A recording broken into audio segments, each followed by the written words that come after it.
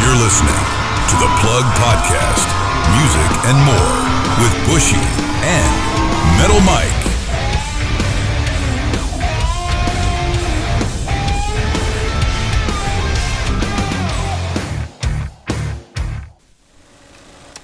All right, this is the Plug Podcast, music and more with Bushy and Metal Mike. I am Bushy. That is Metal Mike.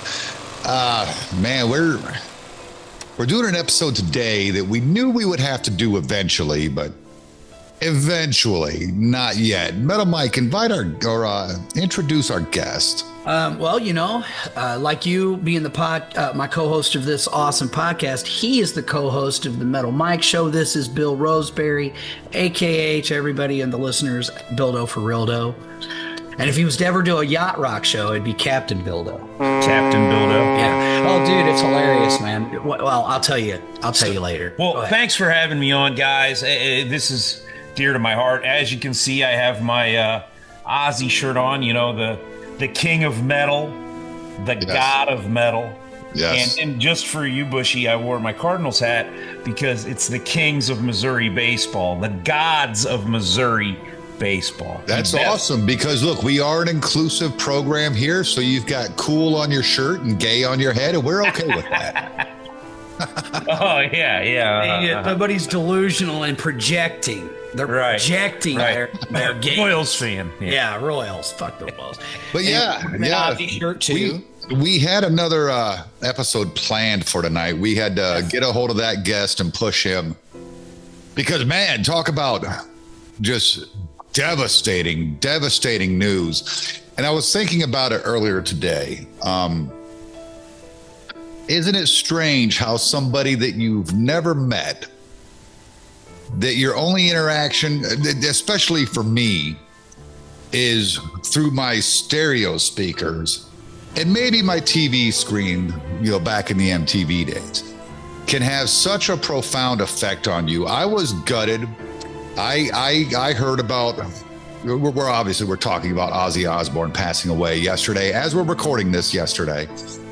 I had an hour and a half left of work when my phone dinged, and I grabbed it because I have a watch. I can't hear it, but my Apple Watch dinged. I was like, "What? Squeeze me?" And it was Mark messaging the Cranium group. Yeah. And then about 10 minutes later, one of the guys I work with, he's one of the engineers. He's the guy that draws up blueprints and such. He comes running out to me. He, by the way, he does listen to our show, so big shout out to Brian Schwach. Everybody calls him Squatch. That's a big dude. Let me tell you what, I look up to him, and we know how tall I am. Damn. Yeah. All right, man. But he's like, dude, Ozzy died. I'm like, I know. I'm sitting at that point. It had hit me so hard and out of left field because he just put on a show 2.5 weeks ago. So I'm trying to maintain and pay attention to work. And I never broke down, but I've avoided Ozzy. If I'm being honest. Now, I did turn on the Boneyard this morning instead of listening to the news. And on my way to work, I heard 2.5 songs, and it was all Ozzy or Sabbath. And then tonight on the way back, they were still doing it. I heard 3 songs. It was all Ozzy Sabbath stuff. So I don't know how long they're going to do that for. But yeah, the OZZman. Ozzy has left the building. I mean, I think this is our generation's Elvis, maybe. Personally, looking at Facebook, what a horrible reason to not see any politics in my news feed. Literally everybody coming through my feed had something to say, and it was something positive and heart-wrenching, about the passing of Ozzy. And let's get into it. I mean, Metal Mike, we know you're a diehard Sabbath guy, man. You're an Ozzy lover. I heard Ozzy before I ever heard Kiss. I've discussed at length that, my dad had 2 Black Sabbath albums in his collection. One of them was Paranoid. It was well in rotation at my house growing up. Yeah. Yeah.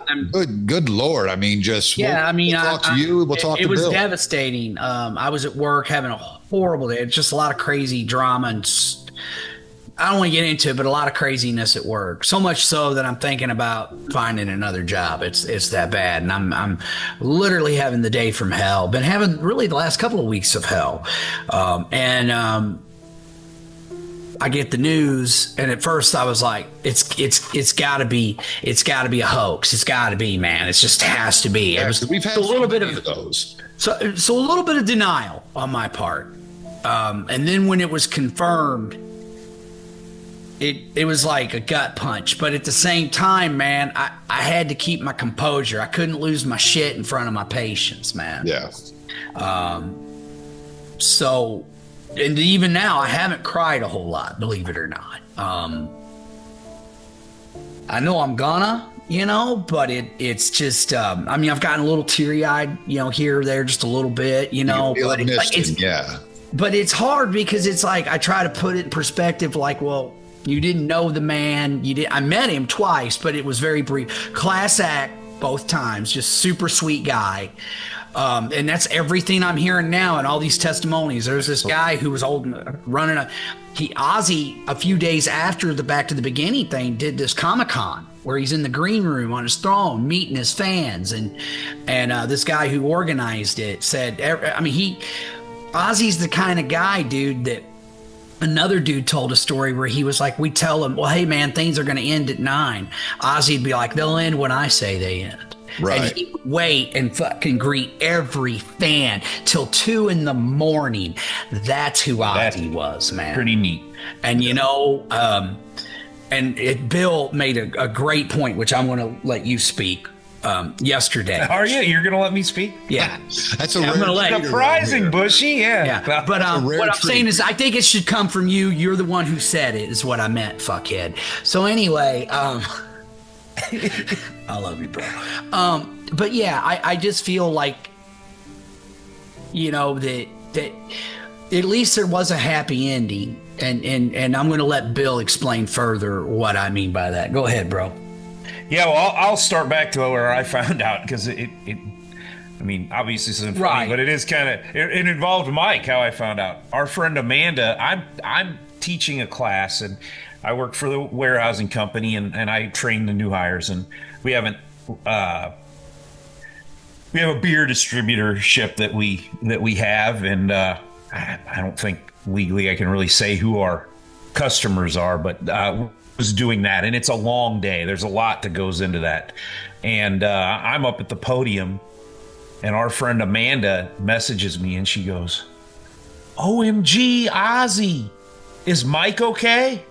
That's how it went. She was worried about Mike, and she didn't want to bother Mike because she figured he was absolutely distraught. So I'm looking down. I'm trying to deliver something, and I look down at my watch, and that's how I found out he passed.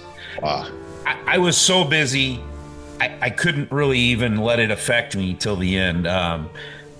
It is kind of crazy that I was training a probably early to mid 30s black guy, and I said something to him when we kind of got to a stopping point. I'm like, man, Ozzy Osbourne just died. No clue who he was, not a clue, which kind of irked me a little bit, but whatever. I mean, some people just. Maybe music's not his thing or whatever, but it's rock, it's metal, and yeah, I know. If you ever watched the Osbournes or Little Nicky or been a part of pop culture like at all for the last 50 years, yeah. So I know it's crazy, but so anyway, I see the Cranium chat blowing up, and I get in the car and immediately go to Ozzy's Boneyard. As what you already referenced, Bushy, and they're playing music for all Ozzy and Sabbath music, and they're talking to people. I've had it on all day today. I had to drive to a town a couple overs for a medical thing that I had to do yesterday. I had it on the whole time, and they had Charlie Benante on yesterday. Today I heard Nuno Betancourt on there. I heard KK Downing on there. I heard they were going to have Sully Erna on. They're just having anybody and everybody come on and talk about things. And, I'm pretty, and Michael know this, not that it doesn't bother me. Ozzy passed. I mean, he's very important to me. He's on my Mount Rushmore of musicians for me, personally. My big four for me probably were Eric Clapton, James Hetfield, Chris Cornell, and Ozzy. That's my, whatever you think of that, but that's my Mount Rushmore. So I've lost two of them now, and Ozzy was pretty important to me. And so, but I also look at it like, I don't know this person. This isn't my family. I'm not going to get, emotional over this. It bums me out. It sucks. But I think I started to tear up a little bit when they had Charlie on there. And he was talking about, I'm on the tour bus right now because I had to walk out because we're doing sound check for our Pantera show tonight. And Zach's doing sound check for guitar, and he's up on stage right now, and all he's doing, all his guitar songs he's doing are Ozzy and Sabbath songs. Wow. That's kind of how he's dealing with it. And Charlie's like, the rest of us just kind of slowly went away and just let Zach have his time on stage playing Ozzy. He goes, Charlie said, as I was walking out here, he was playing I Don't Know.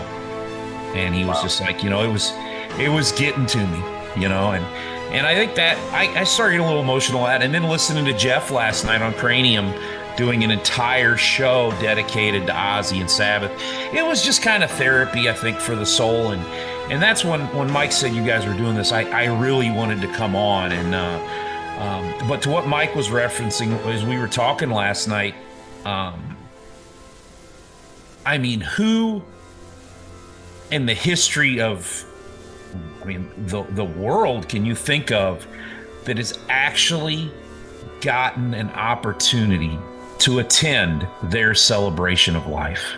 Right. Be there, surrounded by their loved ones, their friends, these people that have admired them, all these people in a place. He got to go to his celebration of life. And headline it. And we talked about it last night. Elvis died on a toilet. John Lennon got shot by an insane man. So did Dimebag Darrell. Jimi Hendrix choked on his own vomit. So many of them didn't get an opportunity.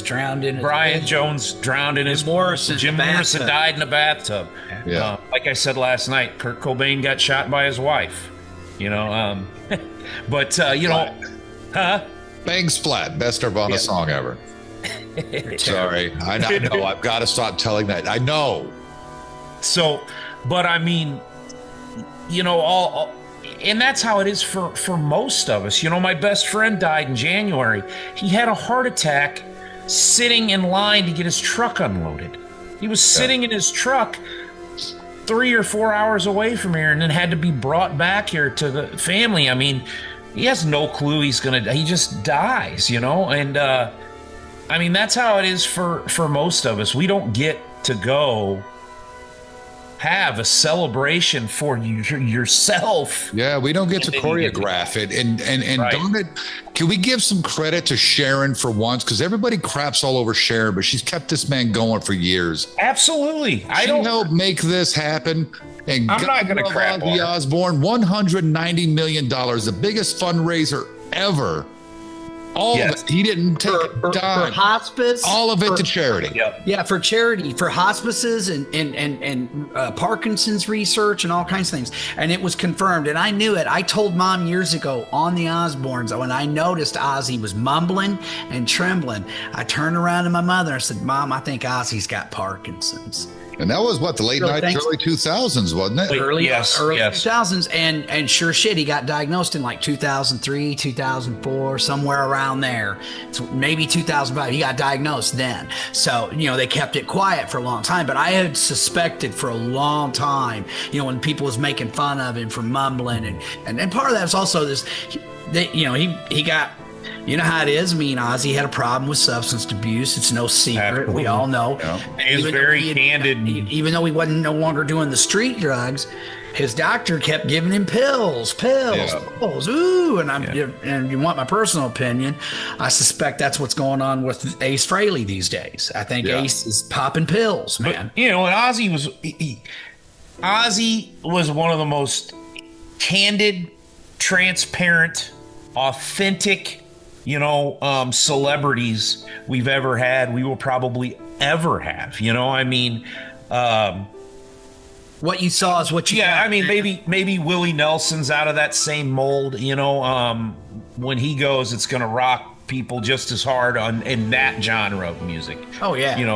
But and all of us. I mean, he transcends everything too. But I mean, that I think that's why Ozzy's so beloved. Is he was just, authenticity is something that everybody should strive to do. Just be authentic all the time. Don't be fake. I mean, obviously you have to adjust in certain rooms you're in. There's times for professionalism. There's times to be goofy or act a certain way, but still, you can still be yourself through all of that.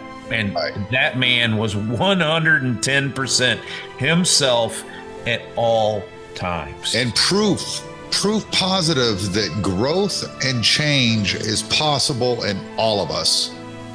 This is a man that at one point was found underneath his kitchen table with a gun and a knife and had bit off 17 cats. By the way, I can't remember your name, you stupid bimbo from Oregon somewhere, but that crap you were talking about, the OZZman, way out of line. Okay, yeah, we get it. You like animals, but to call him a POS and you're glad he's dead because he killed some animals in a drug-induced rage, you can kiss my go to hell. You know what? And here's the thing, man. Nobody feels more remorse for that than he did. And Ozzy himself. Once he's sobered up. Ozzy loved him. The man, yes, and the man also... PETA was singing his praises all over Twitter today.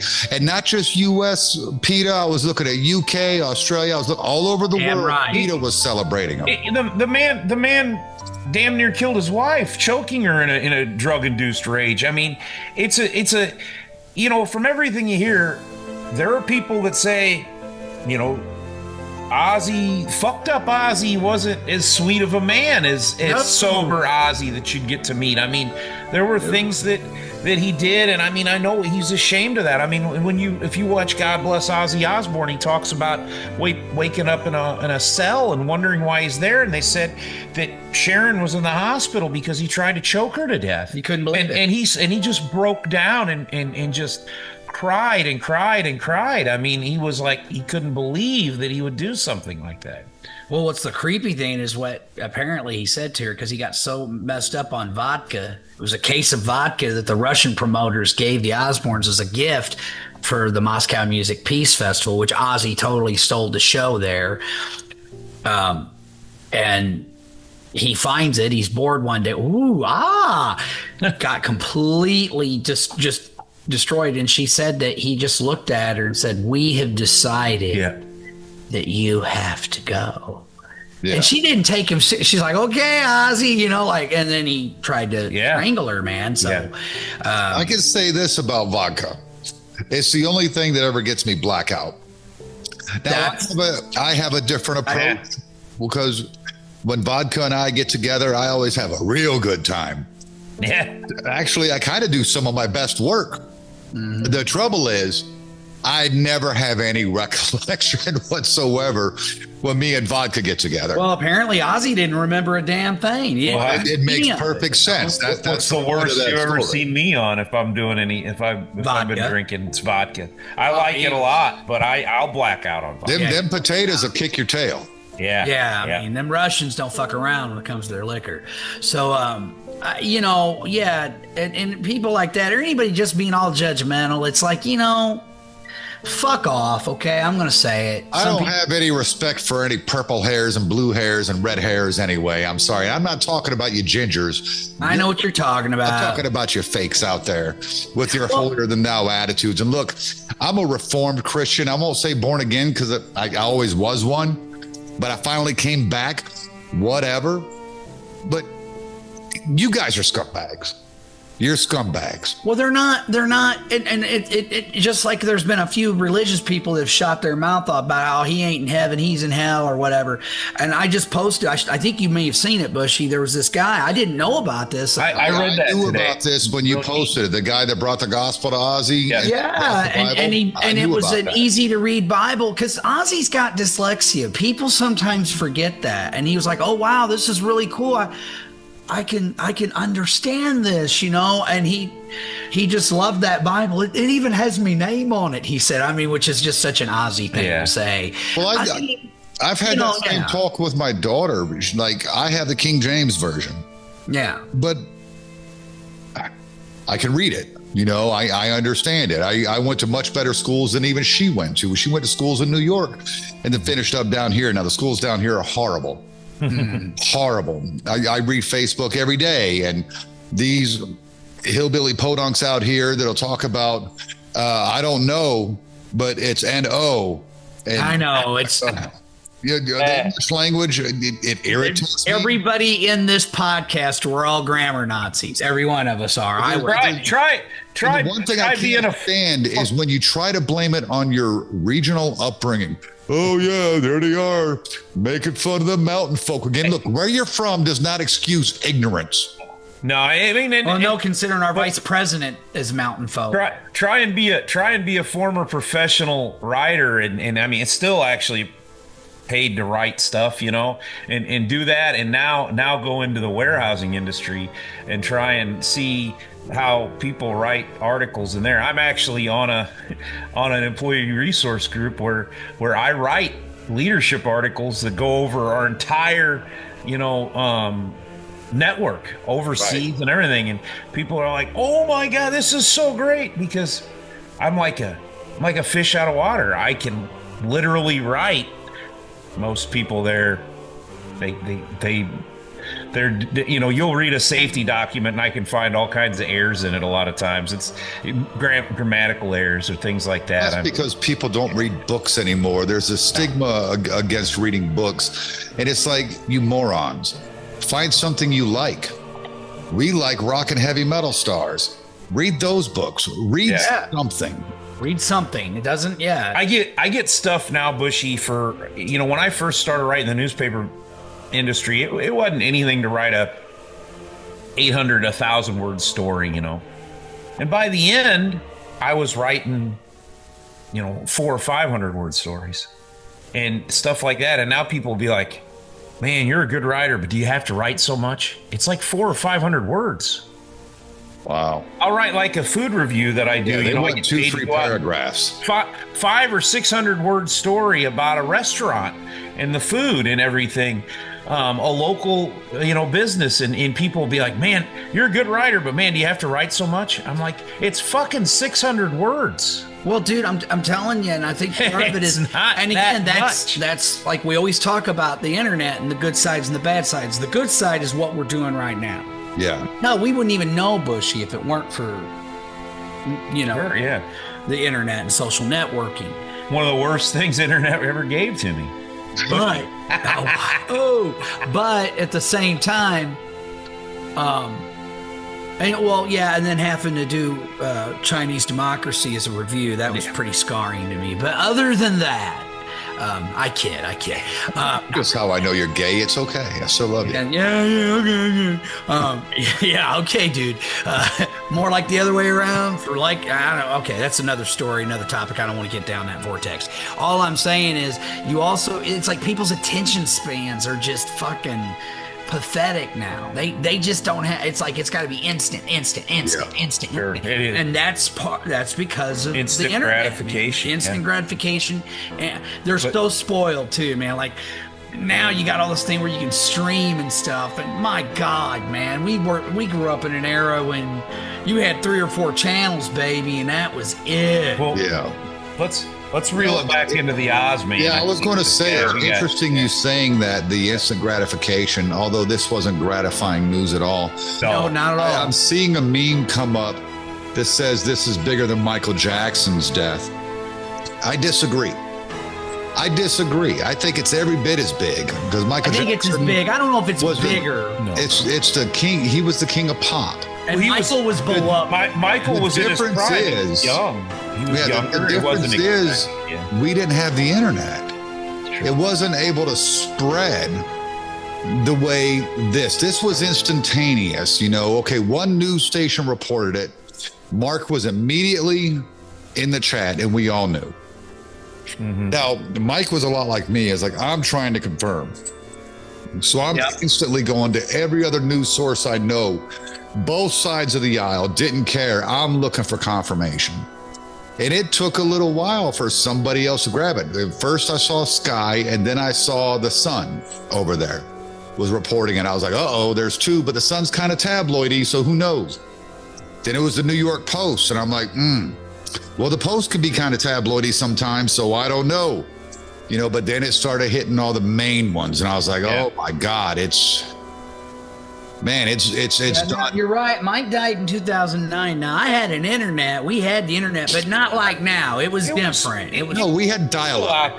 We didn't have. We were past dial-up. We didn't have the Twitter was around and Facebook. I mean, you didn't have, all that stuff was there. Yeah, I didn't have Facebook in 09. I was on MySpace and I was dialing in. Oh, Facebook was there in 09 because we were at the newspaper then, and I was writing, and I had to do all that social media stuff back in 09. I was posting everything there. Fair enough. I don't remember it being that big then. That's 15, 20 years ago.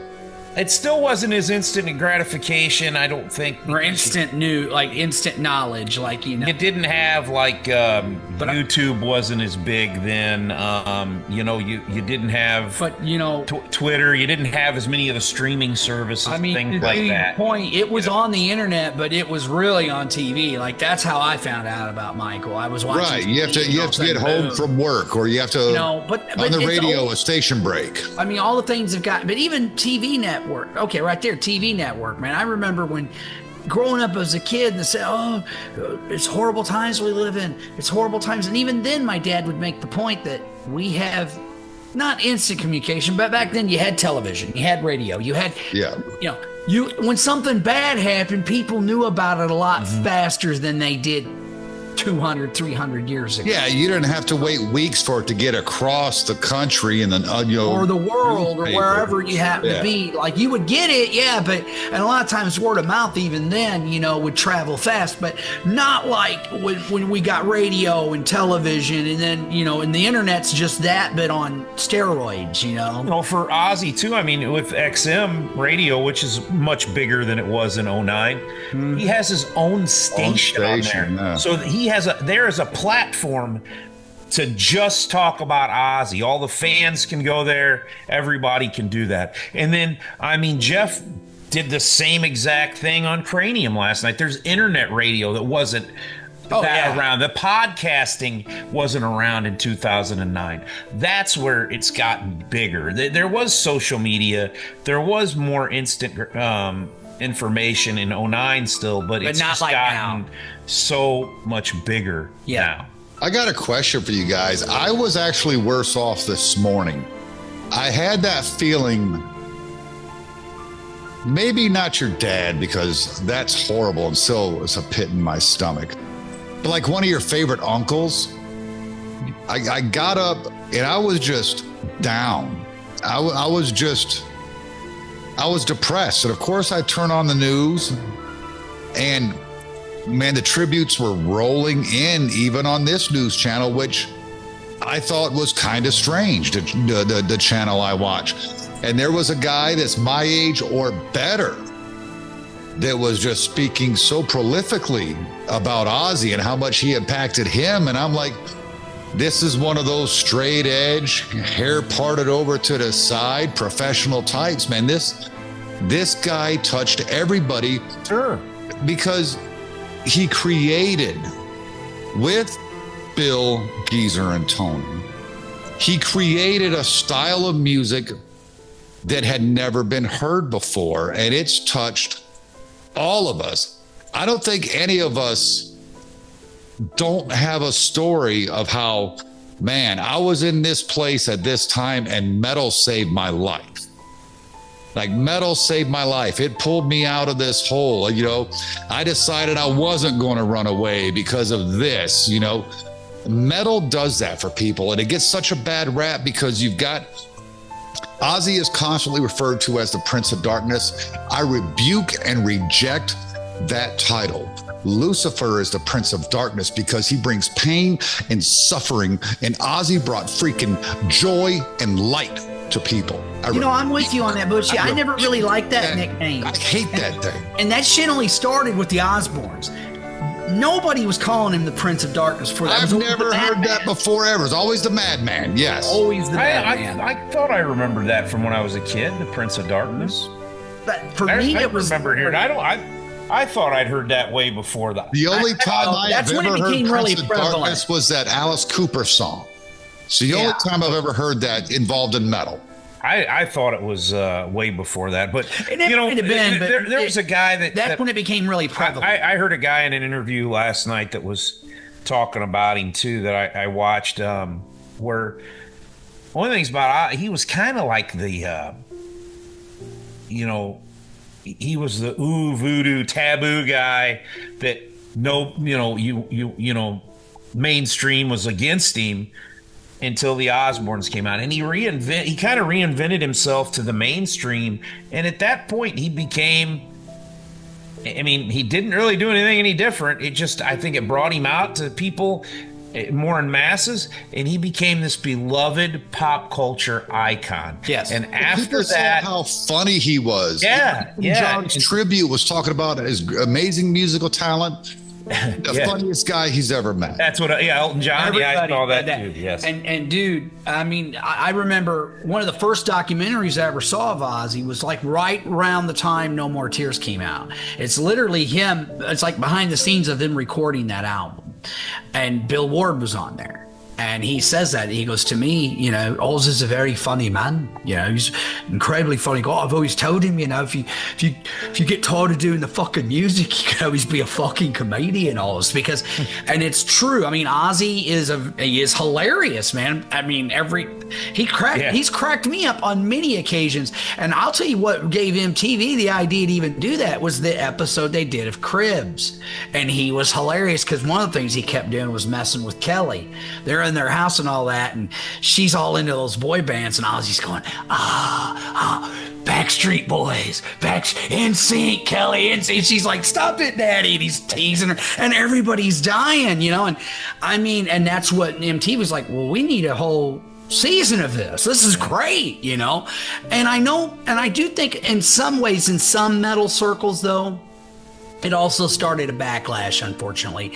There was some people, believe it or not, as beloved as Ozzy is, that kind of almost backlashed on him. Like, from doing that stuff. Yeah, he's a burnout. He's this, he's that, he's a fool, he's a clown.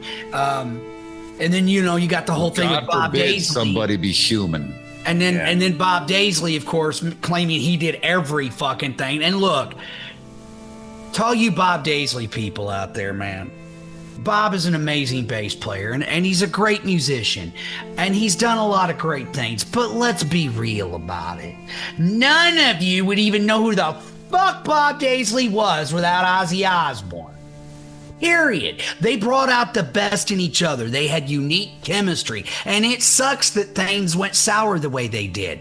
But I don't buy this Bob did every fucking thing.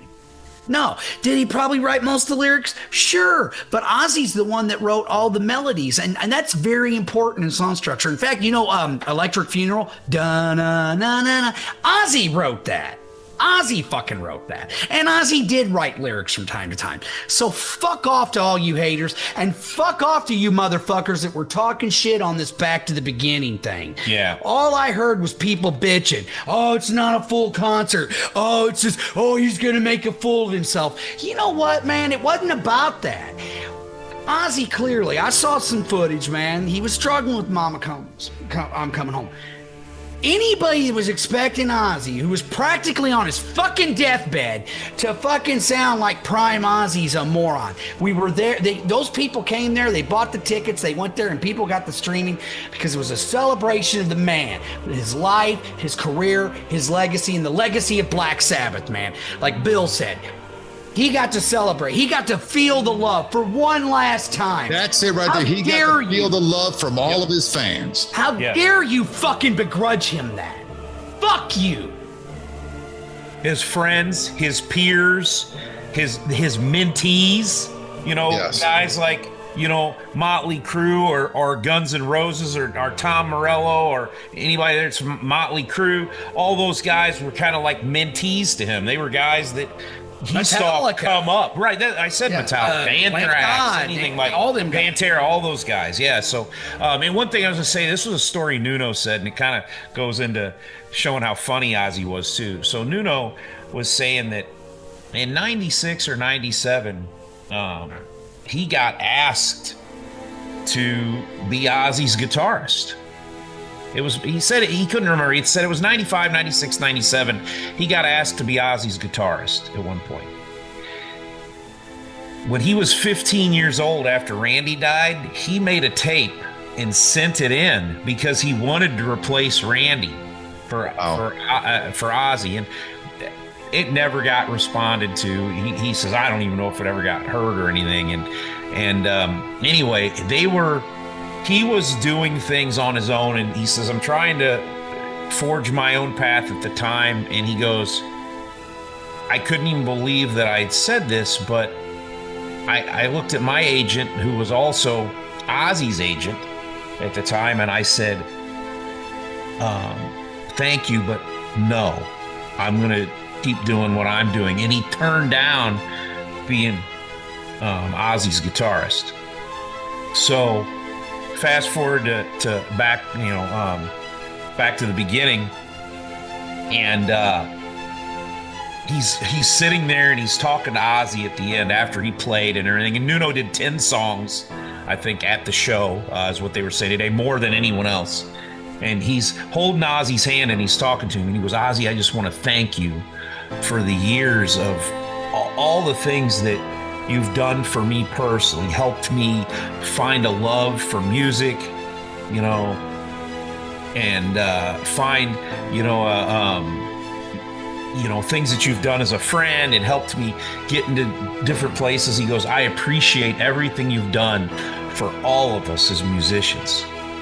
And Ozzy looks back at him and he goes, he's sitting there holding his hand, and Ozzy says to him, and Ozzy looks back at him and goes, and thank you for being the only jerk off that ever turned down being my guitarist. And then he started laughing, and Nuno started laughing too. He's like, he was just always hilarious like that. That's great. There's you know what? It's been said many times already, and there's only one Ozzy Osbourne, man, and it's. But did you hear, like, the kid? I'm not really familiar with this kid's music. His name's Youngblood. Youngblood. His version of Changes. Are you? It was amazing. They played that on. He is a huge fan of Ozzy and Sabbath. Yeah. He was just like he just said, he was like, he influenced everything I've ever done, and I'm like, and you know what? Even me, that's how I feel. Like, I think one of the reasons why I try to be as authentic as I can be is because of Ozzy, man. Because it's like, people appreciate realness. They don't like fake shit, And I was just looking on my phone, man, because I can't help it. I just get stuff pouring in, and you'd appreciate this, Bushy. It's Dave Mustaine on X. He says, "Dear Ozzy, I'm going to miss you. Not nearly as much as your incredible soulmate, Mrs. Osbourne. Thank you for everything you've done for us all. See you on the other side, Dave Mustaine." And there's a picture with him and Dave back in the day. Wow. Yeah. So, I mean, yeah, dude. Oh, it's touching so many of these guys. Well, and like, and again, man, like, I do think there's some comparisons to Elvis, to Michael. And it is funny how you were talking about how Ozzy got accepted in the mainstream, because I'll never forget, man, when I went to school, you'd always get these, like, books you could order through your class, or whatever. They would have this mail order thing, and you could get books and magazines, and they had, I don't think it was Scholastic, but it was something like that. And they had like winners and losers in this article. This is like 83. It's right around the time Bark the Moon came out. And you got one with Michael Jackson, and he's in Billie Jean doing the woohoo, and they said winner and everything he does. And then they had loser, which pissed me off. And I love Michael Jackson. I still do. But I was like, what the fuck, man? Is Ozzy Osbourne really necessary? But you gotta understand the times. At that point in time, man, 1983, Ozzy was Public Enemy number one. Oh, yeah. Satanic Panic. You had all the other crazy shit. And people were watching his every move. And it was just weird how things ended up, because then you get Ozzy, who does the Osbournes and becomes this beloved people. The people had no idea about his music, haven't never heard of Ozzy or Sabbath song in their life, and they become fans for a different reason. And then Michael, of course, has some controversy there with the allegations and stuff. And all of a sudden, it was like, Mike was the outcast, and Ozzy was the one that everybody was. It's just weird how the journey life will take. I miss with my parents all the time, because I go over, and Mom and Dad were always like, Ozzy this, Ozzy that, Snoop Dogg this, Snoop Dogg that. I said, get the fuck out of here. I go, when I was a kid, you were like, get that shit out of here. They didn't want me having anything to do with Ozzy or Snoop Dogg. Right. And now they love them. Yeah. They just think they're the greatest. Dad's like, well, Snoop Dogg's music still sucks, but he's hilarious. And the thing was with my dad, he liked some Sabbath back in the day, but he wasn't a huge. But because we played it so much, Sabbath and Ozzy, eventually Dad got to where he did appreciate Ozzy's music and Sabbath, and he definitely became. And my mom too, but the thing about her, she loved the show. Like, she would literally have dreams about us going shopping with the Osbournes and shit. And she'd go, it felt so real. Like we know each other, Ozzy's friends, they're coming over for dinner and stuff. And I used to just crack up so much at that. And there's been some other musicians' deaths that affected me deeply too. I mean, we were on air when Vinnie Paul died. Yeah, that very upset about that. Of course, Dimebag. The show. I remember as a kid just being a boy. I was just talking to Jeff about this yesterday. I remember what I was doing when John Lennon got shot. Because at that point in time, me and my brothers were really getting into the Beatles, like the late 70s. So it was like, because of Kiss and some of these, the Beatles, well, we got to find. And my aunt literally had a huge collection of Beatles records. She's a big Stones fan too. So it was almost like her own personal library. We would check out different records. Are you old enough to remember when Elvis died? Yes. You're a little. I was only a year old. I was little, but you would have been like 7, I guess. Yeah, I was like 6, 7 years old. You probably don't remember, do you, Bushy? No, let me tell you what a jerk Bushy was as a kid and how far I've come in life. I know when Elvis died. I was 2 years old. I was a year old. So obviously I don't have a lot of memories, although I do remember seeing Star Wars in the movie theater, and that was the same year. So, go figure. But I do remember being a jerk to my sister because we would fight all the time. And now I love her dearly. We talk every week. She lives up in Virginia. But I remember hateful. God, what a hateful son of a gun I was. Looking her dead in her eye because she was born August 17th, 1977. And as we all know, the king passed away August 16th, 1977. And I would look this poor 4-year-old child in her face and say, the whole reason we don't have Elvis anymore is he knew you were being born and left.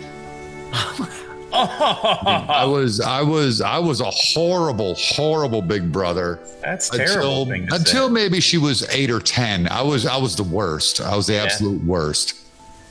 And was she? So she was 4. So we're talking. I was 6. So I was very aware of when it happened.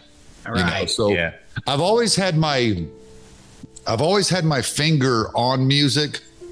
I didn't necessarily understand it all. It wasn't until around 83 is when I really started discovering the music that I liked. And that's Dad, Pink Floyd, The Wall, and playing Born Again, and playing Paranoid, and playing Zeppelin 4, and playing Cosmo's Factory that I was realizing I'm liking this, more upbeat, heavier thing, even though obviously it's not heavy for that time. I mean, it's heavy for that time. It's not heavy now. Yeah.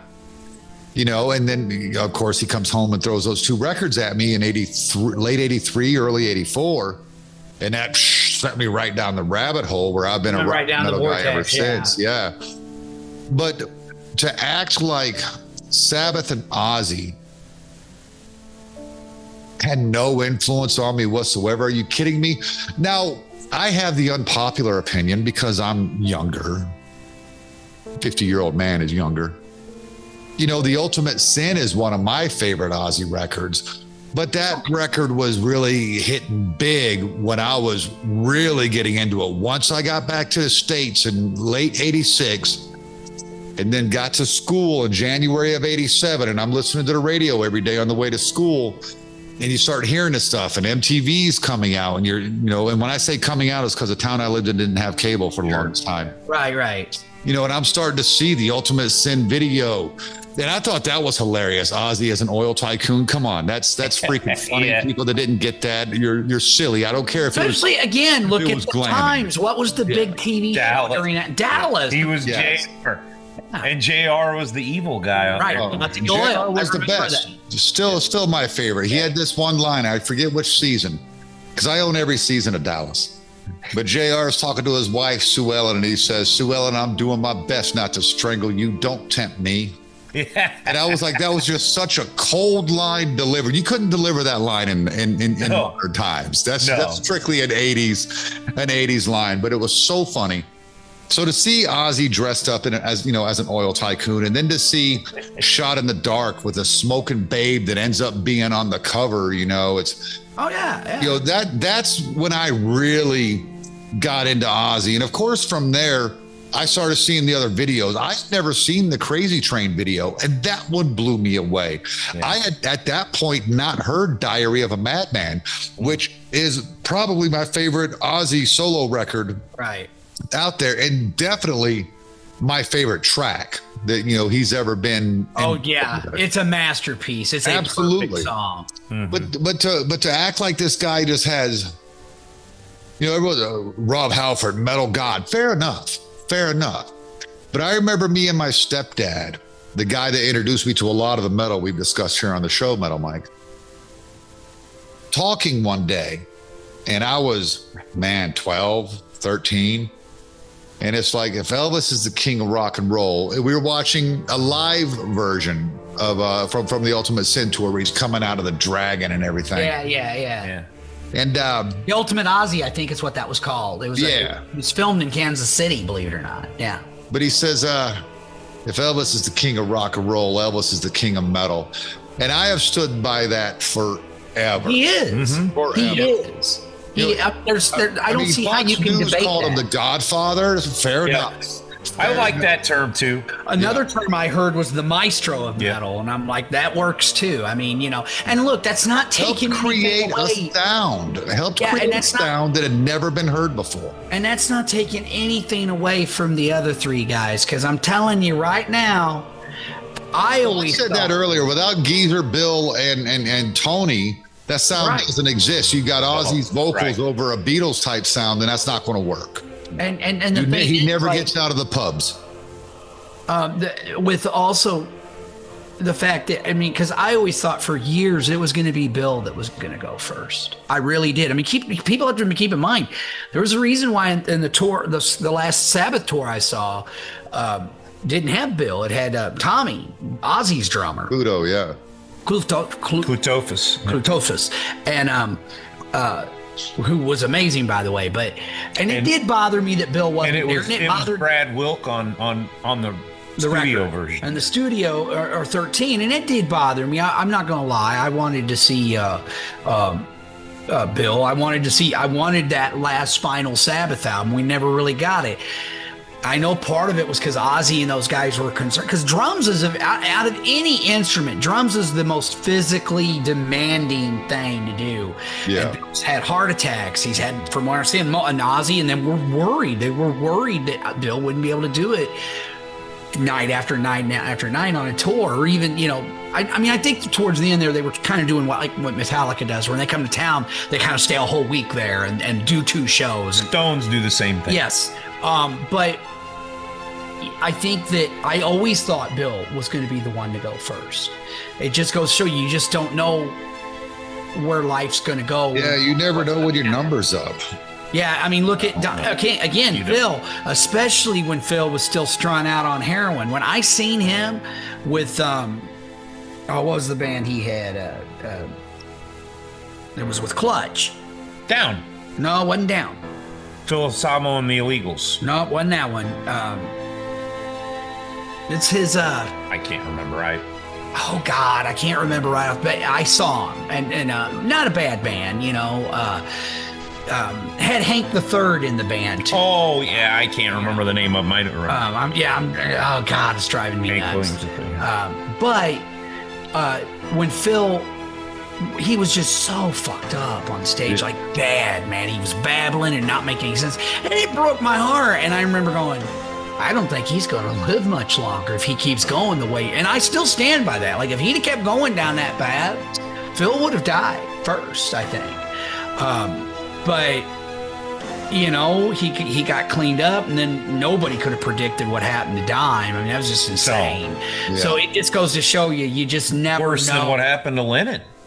So, talking about all this too. So, let's talk about maybe our chance of getting to see Ozzy. Bushy, did you ever see Ozzy live? Look, man. And this is one of these times, I love my dad dearly, but I've always hated that he backed my stepmother the way he did. But I got to say, I inherited a lot of those traits where, if your woman says this is how it is, and darn it, you back that. Yeah. I never got to go to concerts as a kid. Ozzy came to Syracuse. I wasn't allowed to go. Syracuse is an hour south of me. Skid Row Bon Jovi, I missed that tour. And I know, whatever, but no, it's something. I like Skid Row. It was the New Jersey tour. It's of course Skid Row's debut. That's why my first concert was Kiss in '96, 3 years after I graduated high school, because I had resigned myself to never seeing anybody. I was never going to go to a show. So I had kind of half-heartedly made a joke to myself. Well, if Kiss ever gets back with Peter and Ace and puts the makeup back on, I'll go see them, because it's not going to happen. You know what I mean? And lo and behold, I actually spent my second wedding anniversary at a Kiss concert. Ticked her off, but at that point, she had a boyfriend, and I was like, have him go take you out for our anniversary. Yeah. I'm going to the Kiss show up in Ottawa, Ontario, Canada. Did you ever? You got to go to an Ozfest or anything? Nope. So I'm gonna let Mike take this last, because obviously he's got a lot of Ozzy stories. I do want to add one thing. That band was Super Joint Ritual. So yeah, Super Joint Ritual. Yeah. So I was a lot like you, Bushy. I didn't go to my first concert until I was 17. I saw Cheap Trick, Starship, and REO Speedwagon. Well, I bet it was a good show. So, I was really there for REO Speedwagon. I paid zero attention to Cheap Trick. That's why I'm excited to see them coming up. Where I'm going to see them here in a few weeks. But I'm going to pay attention this time for sure. But anyway, I got into I was in college, and then I was playing softball 3 nights a week, and I'd be in tournaments, and I wasn't going to shows. I was hanging out with him, and he'd be going to Ozfest. I'm like, oh, that'd be cool, but I got a softball tournament, or hey, I got classes coming up. You I got almost this get used to not going, and so yeah, I didn't go for so you years. Don't go. And so let's fast forward. It's 2018, and him and our friend Brian Honecker, we call Big B, had tickets out in Indianapolis to go see him. So I, myself and Dirty Dave Ludke, we decided, hey, let's go. So we got tickets and went out there. It turned out to be Really, I think his last tour date he ever did, because he hurt his hand right after that. This was no more. Got a staph tours infection. Got a staph infection, and he canceled everything. The next year, he was supposed to come to St. Louis. I was going to take my cousin. It got canceled. He was coming. I think Megadeth was going to open for him. Remember he had that accident at home? Yeah, he had another accident. Remember the accident during the Osbournes? Yep. He had the surgery and all that, but he ended up, when he fell, I guess some pins got dislodged, and he was never really the same. But it was. I am so glad, and I've been thinking about that a lot, how much fun that weekend was, and seeing him and how great he was. And he couldn't hit the notes anymore, but he had Zach there that helped carry the vocals, and he was great. He was almost 70 years old when I saw him, and I'll never forget that moment. It was so cool. I traveled, go out of town to see Ozzy, and I'm glad we did travel a lot to see people. I've traveled to see Ozzy and Eric Clapton. Like I said, two of my Mount Rushmores. Yeah. So I haven't been to a whole lot of shows. The ones I have been to, I cherish. I did go see Thrasher Die. That was probably my furthest travel, about 6.5 hours. That's awesome, though, man. Yeah. How many of us can say that? I can't. Right. I would love to I can't either. Die. And I love Ralph, but it's club band. Yeah. Yep. I traveled 3.5 hours to Albany because I wanted to see Run DMC and fell in love with Stained and Limp Bizkit that night. I've seen some stuff, but going to shows, as much as I enjoy it when I'm there, it's never a priority. In September, Alice Cooper and Judas Priest are 2.5 hours from me. I don't know. And I know in my mind, man, they're getting older. You should go. You should go, brother. You should. They're both phenomenal. But I don't know.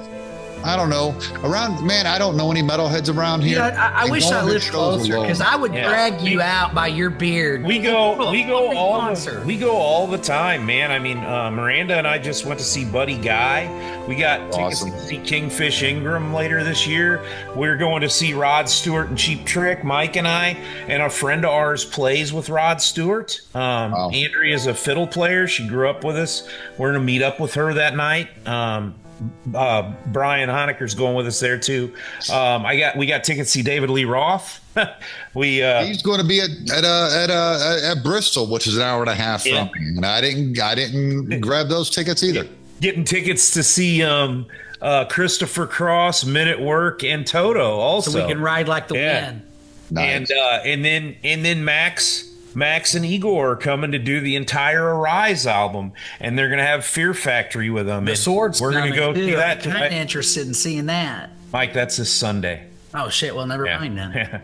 That's why I didn't get tickets. Yeah. Okay. It's this Sunday. I saw it and was like, I didn't see it till last. Yeah, that's crazy.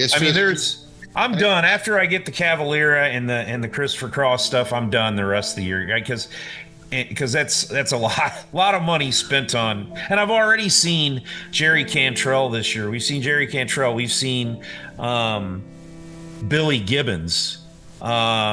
We saw Testament. We saw Jeff Tate. I mean, I've seen a ton of shows already. And like I said, I saw Buddy Guy. How far exactly are y'all from St. Louis? Because you're Not over that there. far. It's 25 minutes. 25, 30 minutes. Our biggest venue is 2.5, 3 hours away. That's the problem, Bushy, is it's so far away that you're like, And we have venues in Illinois too. Yeah, see, Asheville every once in a while gets a good gig. Ghost came here. I couldn't swing the tickets when Ghost was here a couple years ago, but I did go see Steel Panther. Yeah, good for you. Yeah, they were great. They're great. So I don't get the opportunities. It's like everywhere I want to live is in the middle of nowhere. That's why I want to move to Nashville so bad. Oh yeah, you'd be able to see all kinds of shows there. See everything all the time. Well, not only that, just the bands that are on Broadway. I mean, that's how Jane and the Killer Queens got formed. That's how Lost Circus got formed. Like, there's a pretty cool rock and metal scene going on in Nashville right now. I think I have to live near a city that has a Major League Baseball team. I think Nashville would drive me nuts because I Where am I going to go watch baseball at? I've never been to a pro baseball game. I've been to one football game because Buffalo was 4 hours away from me. And I went down there in 2008 to see the Cowboys and the Bills on Monday night. From the time I was 9 years old, so going back to 1985, the only 2 years that I have not seen a professional baseball game was 2020 and 2021. 2020, I couldn't. 2021, I just didn't get back on the horse. But I've at least been to one Cardinal game every year from 1985 through 2019, and then going again and covered them. And that's awesome. The other stadium. I mean, I went to one of your farm club games in my first year down here. I don't know if they're still there, but they have a Cardinals farm team there in Johnson City, Tennessee. And I went. Yeah, that's an A-ball team. Yeah, that's an A-ball team. Yeah, I went. It was pretty good. We went to Memphis for AAA. That was AAA. The Memphis Redbirds, right? Yeah. Yep. Yeah, that was cool. So, but Mike, we're kind of getting close to time, but Mike needs to give his, because Mike's seen Ozzy a ton and met him. He's got some good personal stories. I mean, I know him, but for anybody that doesn't know him, it's great. I've seen Ozzy. I seen him on the No More Tears tour. I saw him on the Osmosis tour twice. I seen him on several Ozfest with Black Sabbath out on his own. I met him twice. Now, the first time I met him, though, he wasn't doing he wasn't touring with the band. It was right when he had released a tribute. Everybody was eagerly awaiting that. Because before that, it was almost this legendary thing that there was this live concert that was recorded with Randy that was supposed to be the Speak of the Devil album, and nobody thought we were ever going to hear it, because Ozzy was very hesitant because he didn't want to look like he was cashing in on his good friend's death, which... Right. Kudos to him. Right. Finally, though, Dolores, Randy's mom's like, Ozzy, I think the fans really want to hear it, and it's been enough time because it was like 5 years. Yeah. So one of the greatest live albums ever. And the money, a lot of it went to Dolores. Like Randy's family got part of the money. Quit saying Dolores. You're making me think of Seinfeld. Seinfeld. Yeah. Every time I hear Dolores, D. Ulva. Okay, the song D was about her. So D. I know. So basically, what ended up happening is Ozzy went across the country, basically doing meet and greet tours. And he was at Street Side Records. And it was so hot. It was in the middle of summer, and it was me, my big brother, my twin brother, Marky, myself, my sister-in-law, my ex-sister-in-law, who's no longer with us, miss you, Patty, and Kevin Smith.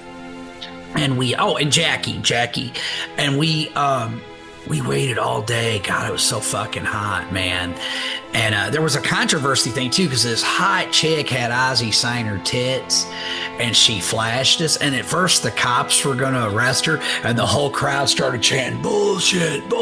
Cops uncuffed her and let her go, Ozzy was like, oh, fuck, like he was all worried there was going to be a riot, So we get in there, man, and at first it was just surreal, because this was a guy who even then was my idol, my hero, and he was telling jokes.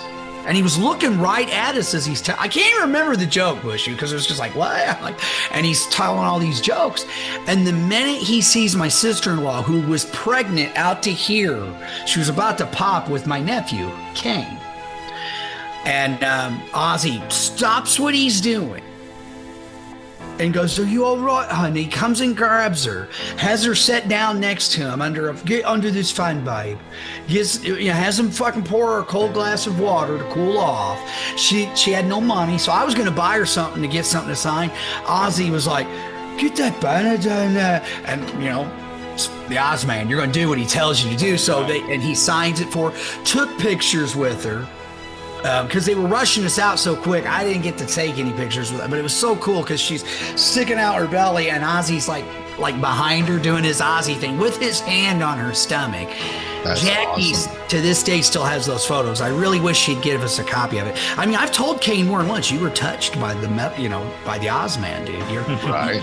Like literally in vitro, So, and he was just so sweet and so nice, especially to my sister-in-law, that the guy was already my hero, but that solidified it to me. Yeah. I'm like, guy fucking rules, man. I've never heard a bad Ozzy story. You always hear these bad celebrity meets. And another one, Not meats. I've heard stories of him being drunk, and people saying that they've it was kind of obnoxious with him, then, obnoxious sometimes. But the never one thing meats. when he's sober and when he meets people, but there would be times even where he talked about it, where sometimes he'd be like, I'm just not in a good mood or whatever, and somebody'd want an autograph, and I'd want to blow him up, and Sharon would be like, you fucking get back there and you sign that kid's record right now.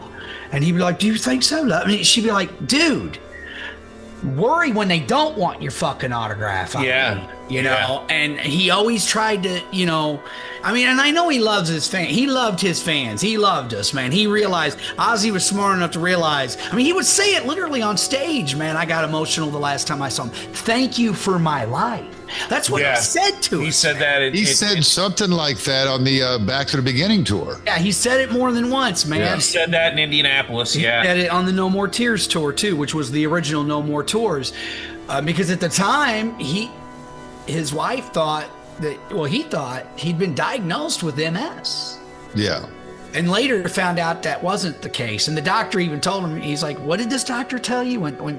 He told me, I think you have a little MS. And he goes, Ozzy, this guy knows what he's talking about. Having a little MS is kind of like being a little bit pregnant. Yeah. You either are or you're not, And so thank God, because that's even probably more horrible than Parkinson's. MS is just an awful disease. And but yeah, so I met him that time, and then the second time I met him, and again, he was super cool then, was Osmosis had just come out. I got to see him at the American Theater, which was a smaller venue, because that's something that Ozzy would like to do from time to time. He would do these Theater of Madness tours. He did one when he went to the Fox on the No More Tears tour, and then came back to Riverport, and that's when I seen him. Honecker, Big B, saw both the shows. Fox? He saw, dude, they got banned because Zach got on top of the golf. Oh, yeah. Yes, I've heard about that. He climbed up on the gargoyles. And Prawn opening, by the way. Nobody knew who the hell Prawn was at the time. So you had that show, but then I saw him with Fear Factory at the American, and Geezer was there. So it was the first time I actually got to see like half of Black Sabbath. Right. And Ozzy was sick, man. Dude, it was phenomenal. And then he went to this record store place and signed autographs till like 2:00 in the fucking morning, dude. And you went and met him that night too? Yeah. Oh. Yeah. So I've got Ozzy's autograph twice, and I awesome. Just shook his hand and said, thank you, man. He goes, no, man, fucking thank you. He was just so sweet and so nice, man. It's funny that the guy who ended up succeeding in the Sabbath, I hear the same stories about him. The thing that was messed up about Ronnie, and even Ozzy talked about it, he goes, that guy never forgot a name. Like Ronnie would never forget anybody's name. Like if he'd met you, he probably would have remembered you, who your fucking family was. Like Ronnie was one of those people. Who was that a while back? Somebody we know, we were out, and they were telling me about how them and their girlfriend ended up out in like a courtyard area where Dio had been playing, and they were out in the courtyard, and Dio was out there or whatever, out by the bus or whatever, and they were kind of in the spot where they shouldn't be, and he was like, hey, you guys okay? Are you lost or whatever? Or what's going on? And he went over and helped him, and he ended up hanging out with him, and he's talking to him until his wife came out at the time and started yelling at him. Yeah, I forget who that was. Who was it? They were like, he was so cool. He's like, we're just hanging out with Dio. And see, that was the death that hurt. Yeah. When that happened, because I never got to see Ronnie, man. So that was just like, I almost felt like in a way I took him for granted. It's kind of funny that the two of them had such a almost rivalry, because they were kind of like this in some ways, the same guy. Well, and there was some animosity there, especially I think on Ozzy's part. There was some jealousy there. And sure. Ronnie even said, he goes, when I first met Ozzy, he was the sweetest guy you could be. When I was in Rainbow. Yeah. But when I took the gig with Sabbath, Ozzy very much took it personally, and he said, he goes, he was kind of a dick to me, Now, since then, they had made amends. I think before Ronnie had died, they had made amends. Somebody I know had a signature of something. Was talking about that. Do you remember that? Yeah, from the early '80s, where Ozzy wrote something and he had like Sabbath, not Ronnie James fucking Dio, Ozzy Osbourne, or something to that effect. Like, he got a little jab in the signature. And awesome. even the little midget salty. that he would hang on stage, his name was Ronnie. So I definitely think there was some, but you know, I mean, at the same time, I mean, because even Ronnie said when I went solo, he was super nice to me again. So, but it did hurt Ronnie's feelings. Like Ronnie was like, well, what the fuck, dude? You know, like, damn, man, you don't have to be like that, you know, but I'm just like, getting paid, dude. they had gotten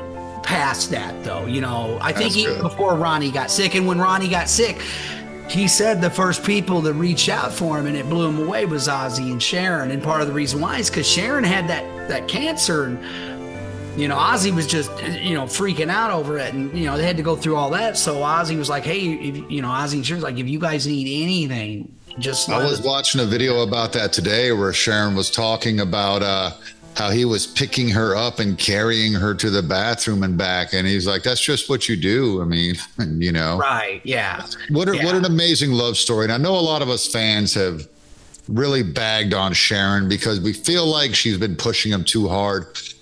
I wonder if that wasn't just Ozzy. Dude, I'm sorry. I don't buy that. I don't buy that. No, it was the two of them together. It was not. Ozzy has to be in front of the fans. That's what he did. He was a freaking musician. Look, right before the Back to the Beginning tour, again, I listen to Ozzy's Boneyard a lot on my drives into work and home and everything. And him and Billy Morrison were on there together. You know, Billy Morrison's part of Billy Idol's band, one of his closest friends. I mean, Ozzy was hanging out with Steve Stevens, Billy Idol, and Billy Morrison all the time.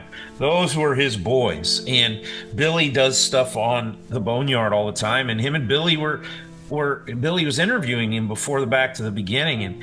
And he said while he was there, he's like, if I can't perform and I can't create music, I don't know what I'm going to do. What's the fucking point? Yeah. You know? And he just... That's all he knew. And it's... He just loved it. Loved performing, so creating music and being on stage. So that Back to the Beginning show, he put, I think, all the remaining energy he had in his body to go out there and put on the best show he could. He even got off the painkillers. He stopped taking the pain pills so he can give the most coherent show he possibly could. Yes. I mean, love Ozzy that's how Osbourne. much that shit meant to that. And you know what? And if that ain't metal, I don't know what is. Yeah. Okay, folks. And another thing, like I said, I'm not saying Sharon's an angel. So there's been things she's done that even made me scratch my head or agree. Whoa, Sharon, what the hell? But she's a businesswoman, and the business world is ruthless. Right. And not only that, she came from a business background. Look what her father was. Her father was hardcore, man. Don Arden, are you kidding me? But look at Led Zeppelin's producer. That guy was hardcore. Peter Grant was hardcore, man. Yeah. That's your job as a manager. To look out for your artist, number one. Secondly, you know, this narrative of, she's just pushing him and nobody's making Ozzy Osbourne do something he don't want to do. Right. Okay? See, I've never thought that either. And I've been just as guilty of bagging on Sharon, but when you sit back and think about it, and especially lately, I haven't really been able to listen to his music yet. I've heard a little bit on Boneyard on the way to work this morning. Too heavy. I was sick to my stomach, I guess is the best way to word it. And even coming home tonight, same thing, sick to my stomach. Having to come on this tonight, I'm a little sick to my stomach about it. I'm glad it wasn't a cry fest. No, I'm not. I've done nothing but listen to his music. I'm just he's the opposite. My brother is like you. I mean, I've heard so much Ozzy and Sabbath. I just can't get enough of it. I'll do my celebration when I'm ready. But you know, right now I've just been working and you know and all that. But my brother, this weekend, maybe I'll grab a case of beer and break out the old Ultimate and embark at the moon. And I did suggest to my brother, my big brother Dave Scapegoat was like, well, man, could you come by, man? And I said, sure, bro. So I come by and I said, well, hey, man, Jeff's doing a whole tribute, man. You want to listen? He's like, I can't do it, dude. I'm just not ready, man. I'll fall to pieces. And I'm like, fair enough. And Brian told me he's been listening to the Boneyard. And Hanukkah. Big B said, man, dude, I broke down a couple of times. Oh, he loves him. He's seen him so many times, more times than you. Yeah, I mean, look, man. I mean, inside I'm devastated, you know. I mean, I do feel like I've lost a friend, even though I only met the man briefly twice, you know. And some people would go, oh my God, it's so awesome. And it is, don't get me wrong, but I'd always tried to keep it in perspective, man. Like when I'd go, it's not like Ozzy had pictures of me on his wall going, that's when I met Mike, you know, like I try to keep it in perspective, you know. It's like, yeah, it was cool, don't get me wrong, but I mean, yeah, the man impacted my life. I mean, growing up and going, not just as a kid, but even older, you know, going through heartbreak, going through even now. And that's not a Black Sabbath thing. That's a music thing for me. Like, I could put on a Black Sabbath record. I could put on an Ozzy record and nothing fucking mattered anymore. Yeah. It didn't matter. It all went away. It was like, you know what? It's going to be okay, Mike. Yeah. It's going to be okay. You know, I remember this famous musicologist said this about Ozzy, and I couldn't have said it better myself, man. Because there were a lot of times I felt like he spoke for me. Like he spoke for me, man. And I still feel that way to this day. And the guy said, if you feel unjustly persecuted, if you feel alienated or neglected, then Ozzy is speaking for you. And lots of people have felt that he was speaking for them. And that's it, man. That's all. I can't add any more than that, man. I don't know if there's a better way to end this than on that note. Yeah, Ozzy, you're going to be missed. Sharon, family, Jack, Amy, Jessica and Louie too, man. You know, his grandchildren. Yeah, I mean, and the metal community. Prayers are with you. God, if it's hurting us as fans, I can't imagine the devastation when the center of your world is gone. Well, and even his bandmates, the guys in Sabbath, Zakk Wylde, anybody who, you know, knew him on a personal level, and not just, and it's not just the metal community that's devastated; it's the music community. I mean, you've got people, you know, Rod Stewart saying something, you know, Elton John, all these people, Lady Gaga, you know, like, dude. You know what? All I can say is long live Black Sabbath and Ozzy Osbourne. And that's the thing, man. At the end of the day, he got to go out. He got to go out on his terms. And he got to literally see the celebration of his life, man. And that's a beautiful thing, folks. Yep. So, yeah, it sucks that he's gone. I mean, I don't want to live in a world without Ozzy. I don't think any of us do, but we don't have a choice. His quality of life had gone so far down. I mean, we look at it this way. He's in P. Go out doing what he loves. Exactly. This should be a celebration. Yes. Not a. And we still have the music. Ozzy will live forever. It should be a joy. Yeah. He will live forever. Is a joyous time, not a sad time. He's still the icon, even if he created an entire genre of music, and bands will forever listen to those old albums and be re-inspired. So there is that. There is definitely that. God love you, Ozzy.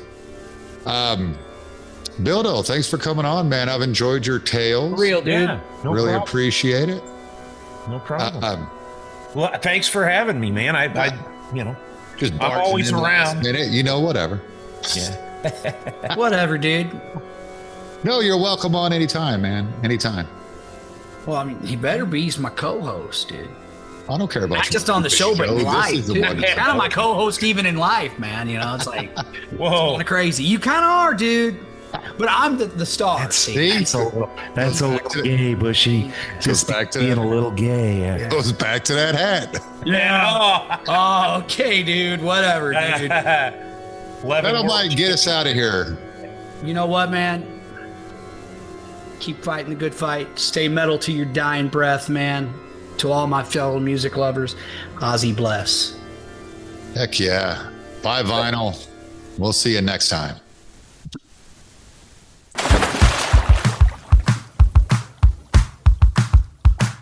The Plug Podcast have partnered with Dubby in an effort to grow together. The Plug Podcast has made the decision to get a sponsor. Our reason for this, no flawed ingredients. It's not 2018 anymore, and energy drinks need to evolve. Dubby achieves its smooth, effective focus with a high-end tasting experience while using no sugar, no fillers, and no artificial color or dyes. It's called Being Better. Focus and win more. Our coffee fruit cherry extract is the star of the show. This ingredient is what makes Dubby unique and helps to provide smooth and effective focus and energy, making it perfect for anyone who needs to conquer a task. Best-in-class taste, smooth focus and energy isn't enough. Dubby flavors are created with one goal in mind, to taste unlike any other beverage. We combine bold and unique flavor combinations to craft an experience for your tongue with each and every sip. Use promo code ThePlugPodcast for 10% off your purchase. Dubby.